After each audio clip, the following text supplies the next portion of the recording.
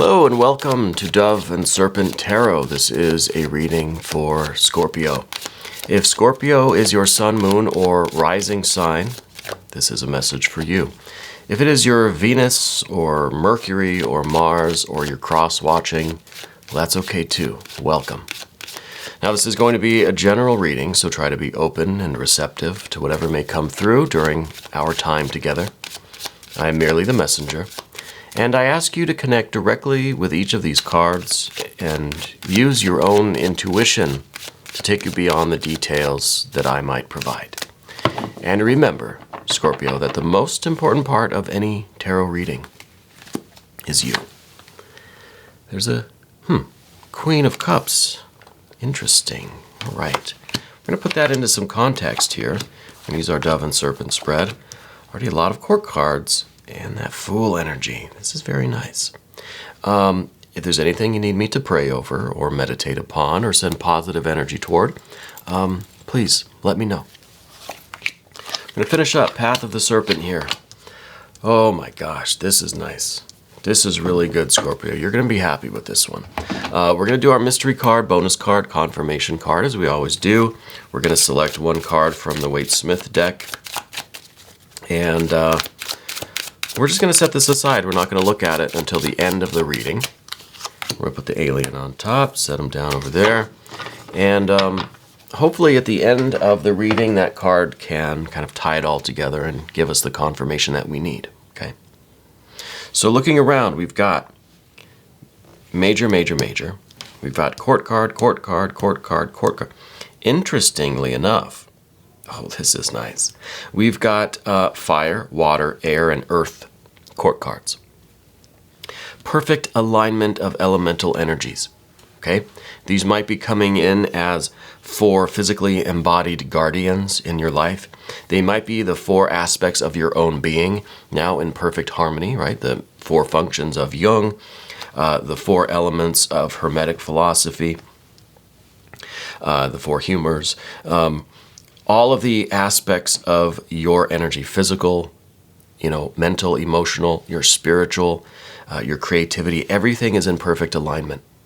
And what does that create but the opportunity to invoke spirit, right? I feel like this is a kind of a once-in-a-lifetime thing here for you, based on just the harmony of this energy and what it is producing. It is creating this temple into which the Holy Spirit can descend, right? Now, we're very non-sectarian here, but this energy is divine, okay? And over here, we see some fire, some water, some earth, and we see this moon energy. This is interesting. This is cool. The first thing, though, is this Queen of Cups. This is some emotional transparency. We're talking about balancing your own elemental energies in order to create the perfect temple for spirit, right? Once-in-a-lifetime opportunity. First thing we have to do is be emotionally transparent with ourselves, right? What are you hiding from yourself? What are you refusing to look at? What are you not focusing on?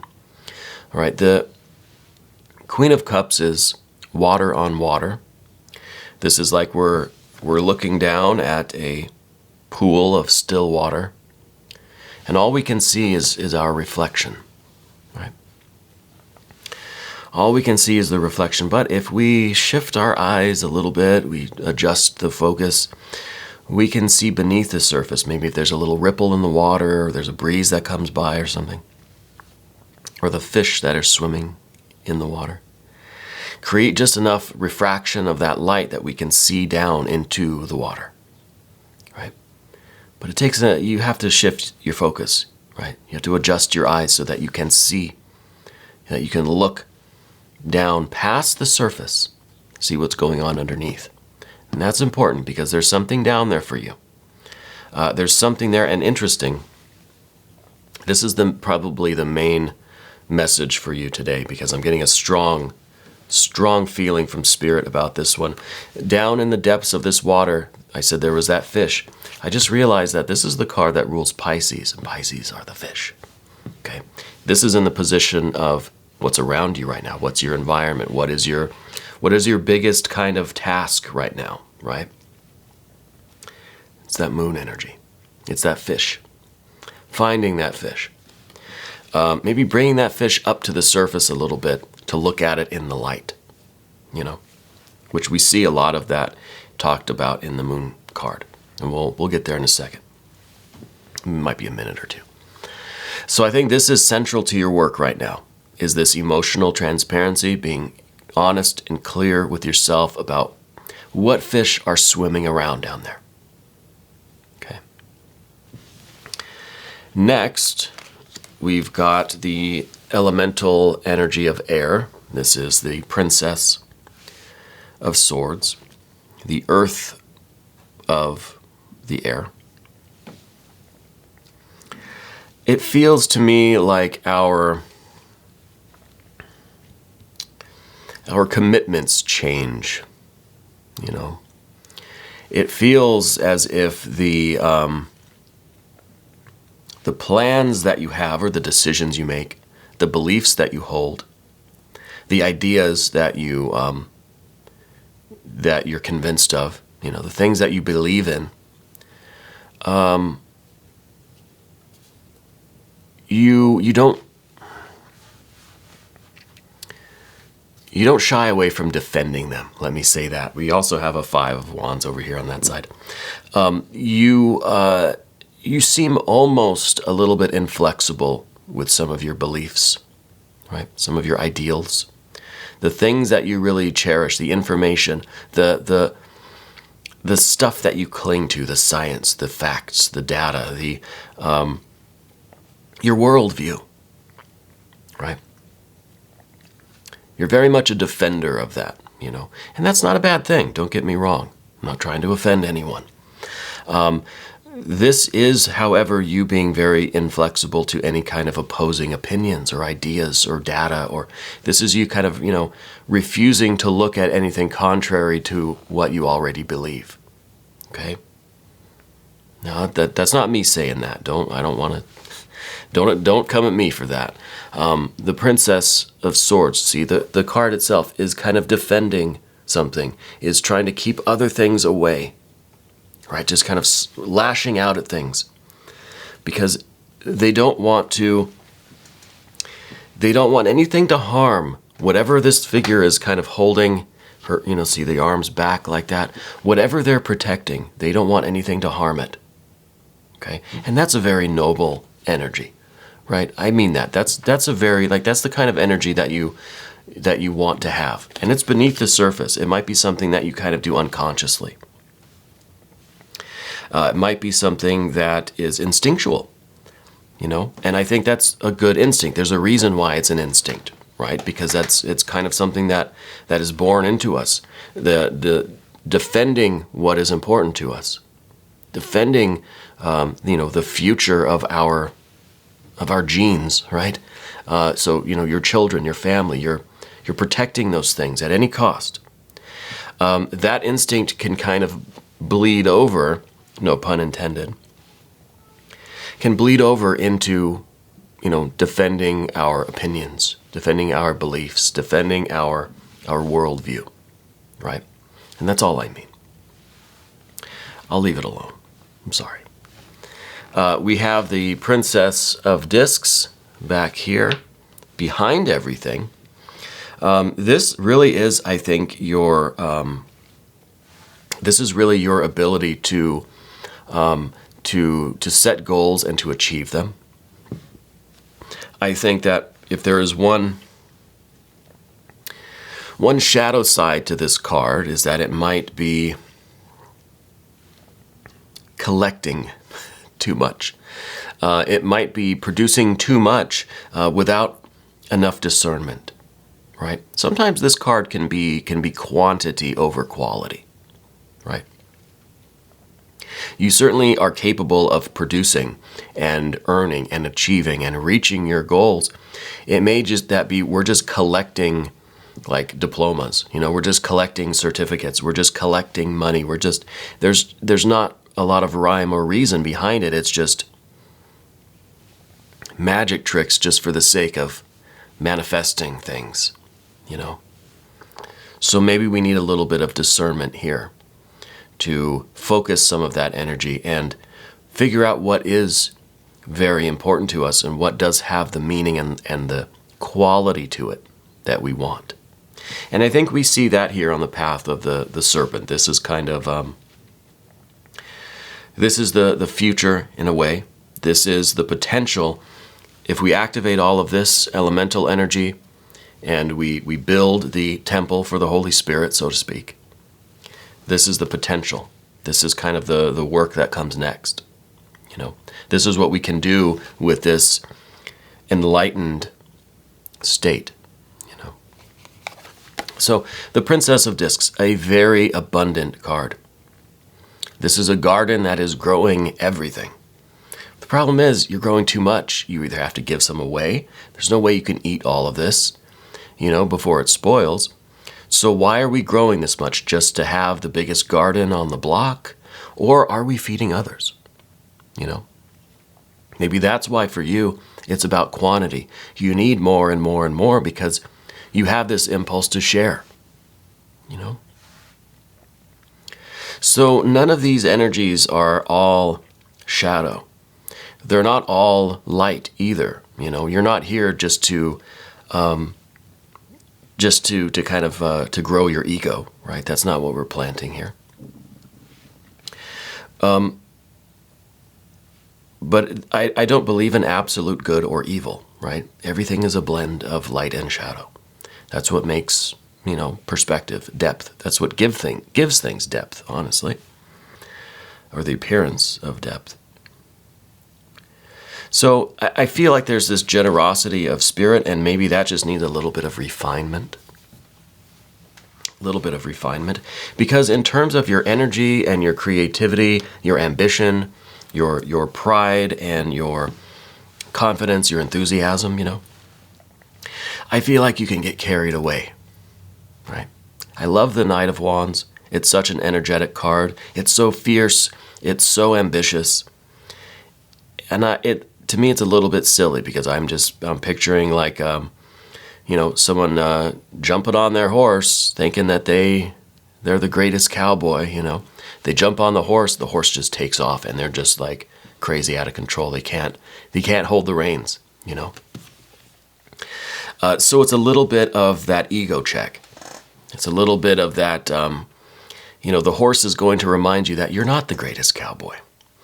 That the wild, wild west is still wild.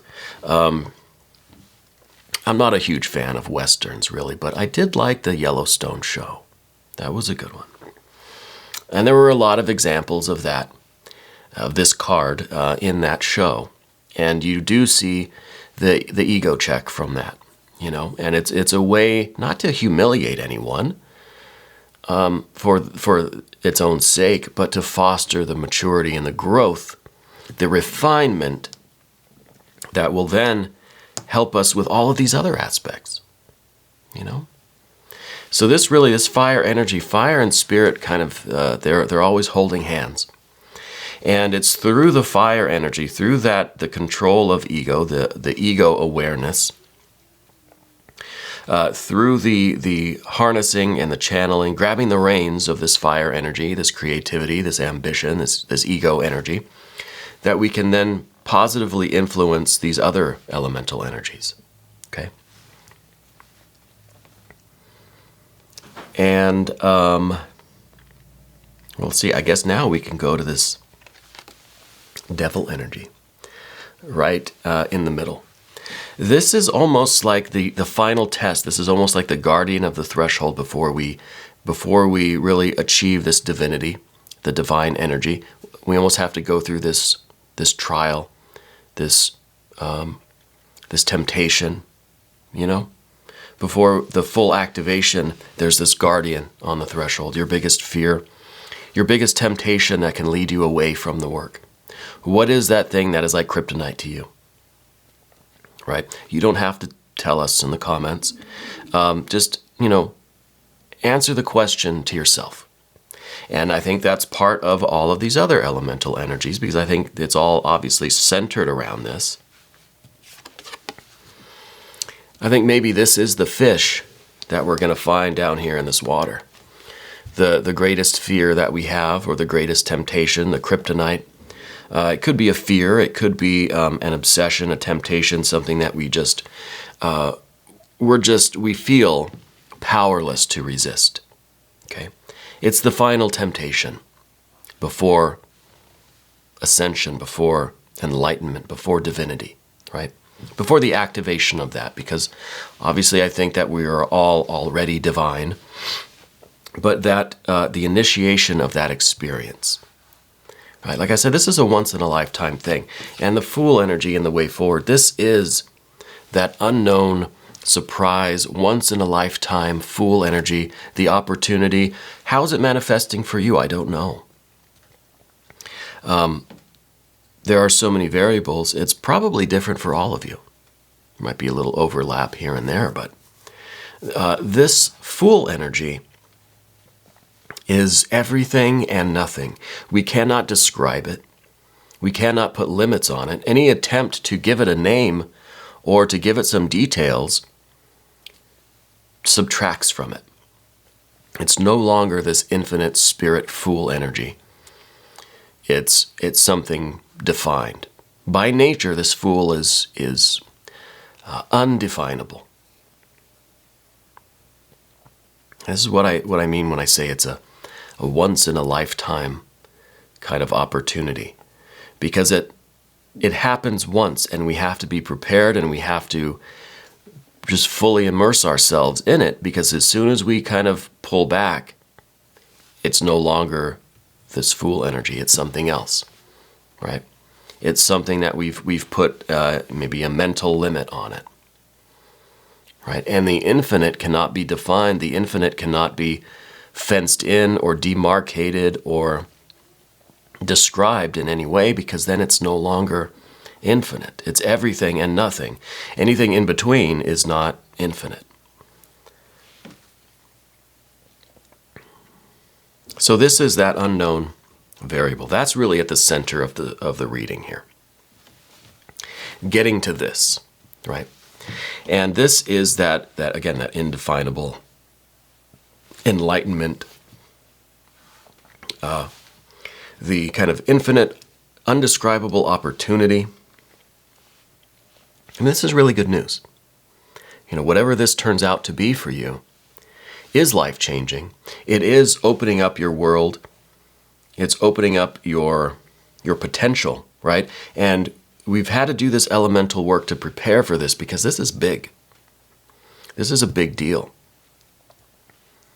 And the first thing that we might do once we get to this point is resist it a little bit. Five of Wands here, and in the position of your general energy, you might be struggling against some of this.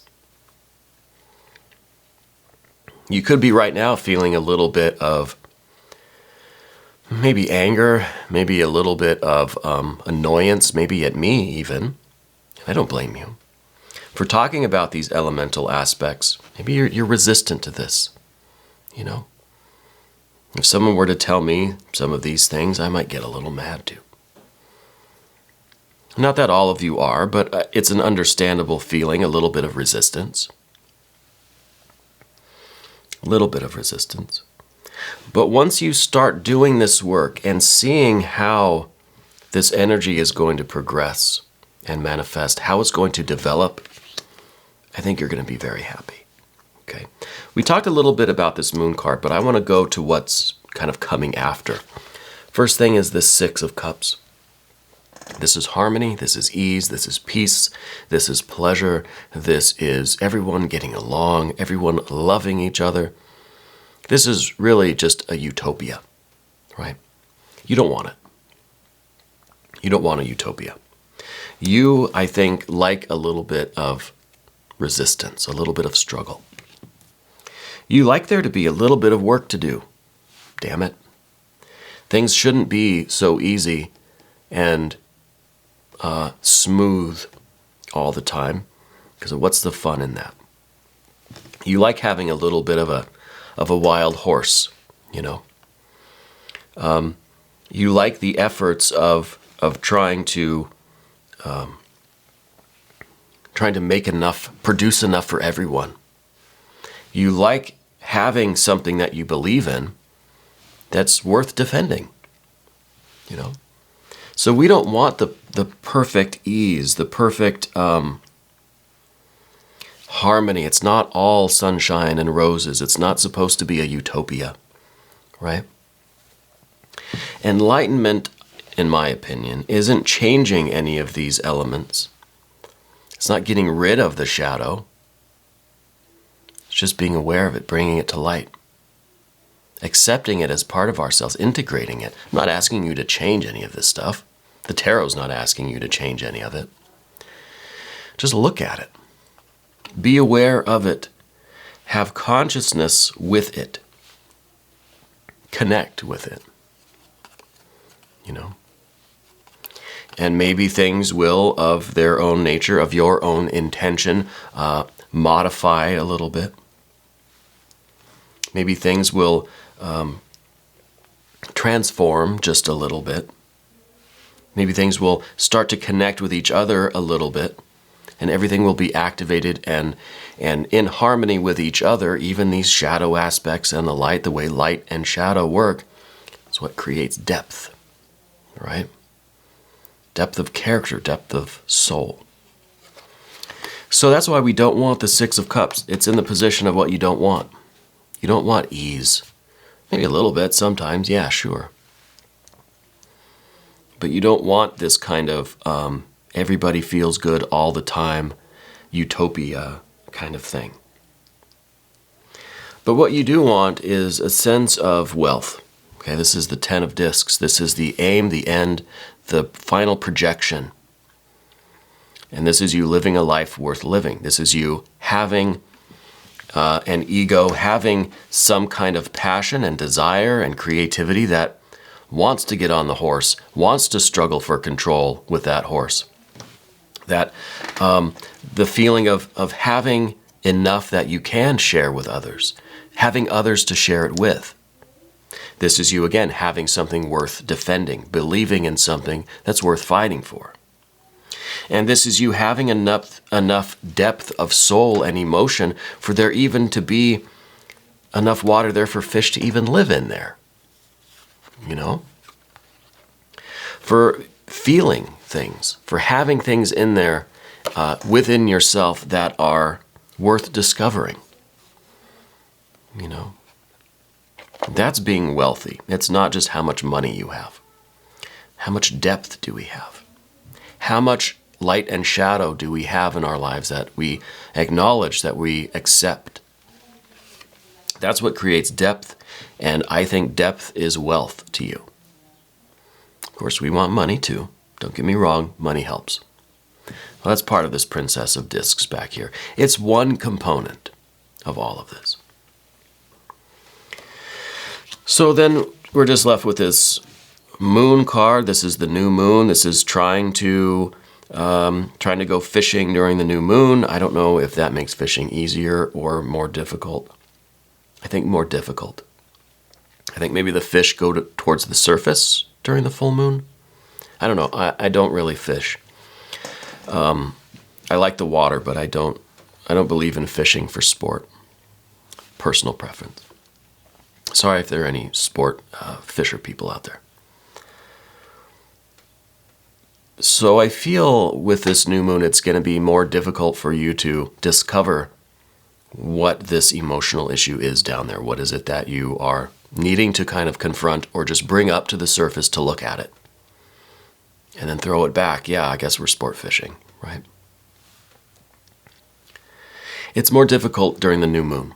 There's a lot more creepy stuff out here to lead us down the wrong path. That card is really about going into this internal world where anything is possible. Anything can be real or can be a phantasm. So we need the light of consciousness. We need our discernment. We kind of need this spiritual activation, this enlightenment, this full consciousness in order to do this. But to get that full consciousness, we have to do this, right? The paradox of it. So we need to accomplish this moon work, this internal kind of investigation, confrontation with the shadow aspects. But in order to do that, we need the sun. In order to be the sun, we have to do this shadow work first. Now, I wonder if the mystery card's going to help us. I wonder if this will be maybe that sun card. You know, to make gold, you have to be gold. To have a union with divinity, you need to be divinity, right? It's not so much a uniting with something other than us. It's kind of just realizing what we are. And we're already united with spirit, right? God, goddess, deity, whatever you want to call it. So I'm voting for the sun card. If this is a democracy, I'm voting for the sun card here. I don't know what else would really make sense here, so I think this might be, if it's not the sun card, this is going to be yet another area where we have to use the light and shadow, another chance to get the perspective and see the depth of something, right? So this could be maybe another 5, maybe some air energy. Let's see. No, it's just a 2 of discs. And interestingly, the 2 of discs is called the Lord of Change, right? What did I say over here a minute ago? That this isn't about changing anything, right? We're not trying to change all of this shadow. We're not trying to get rid of any of these energies. We just want to be able to see the light and the shadow so that we can perceive depth and wealth. So I wonder what the 2 of discs is really talking about. Maybe this is our ability to see both sides of it. You know, to see both sides of a coin, you kind of have to flip it over. It's hard to look at both sides at once, right? So maybe when we flip the coin, then we kind of see both sides at once, right? And that's kind of what this figure's doing. We're not trying to necessarily flip the coin over and just look at one side and then the other. Maybe that's one way to do it. Look at the light, and then we look at the shadow, and we think about it. That's very, very mental. That's very air-like. That would be a good swords energy. But if we flip the coin, then we kind of see front and back at the same time. I can't do it fast enough. Maybe I had a rubber band, and you twist it. Anyway, I don't have one. So flipping the coin, taking the light and shadow at the same time, right? What does this mean in the larger context of your life? And then maybe we can see how that light and shadow really are the same coin. It's the same element, and it's only by having contrast that we can even be aware of it. So maybe that's the key. Maybe leave me some comments. Let me know what you think about that flipping the coin. I think that might be the real key to some of this. Anyway, Scorpio, we're going to do an extended. If you want to see that, just click up here. It'll give you access to all of the extended readings. I appreciate you. Thank you for taking this journey with me. And thank you for being the most important part of Dove and Serpent Tarot.